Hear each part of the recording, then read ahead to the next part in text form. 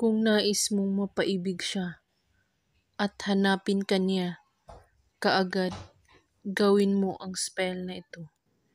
Sa gabi, bago ka matulog, ay dapat wala kang kakausapin ng 1 oras bago ka matutulog.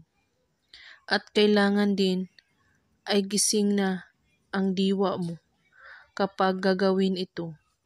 Una, magsindi ka ng kandila at ilagay ito sa iyong harapan.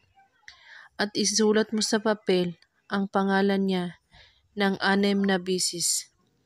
At sa baba, isulat mo rin ang inyong pangalan ng 7 beses. At saka, sindihan ang 1 dahon ng laurel at ang abo nito ay ilagay ito sa gitna ng papel na may pangalan. At itupi ang papel na 4 na beses. Kailangan mag-ingat kayo sa pagtupi para hindi malaglag ang mga abo nito. At pagkatapos, patakan ang tinuping papel ng kandila. Ito ang magsisilbing silyo ng ating papel. At hayaang maubos ang kandila.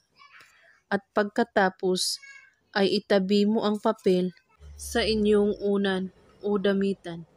At kapag tumawag na siya sa iyo, ay buksan mo ang papel at isaboy sa hangin ang abo nito. At sunugin rin ang papel at isaboy rin ang abo nito sa hangin. At dapat walang makakaalam sa iyong ginagawa para tatalab agad. At kung may katanungan po kayo ay magko-comment lang po sa baba. Maraming salamat sa panonood. May God bless us all.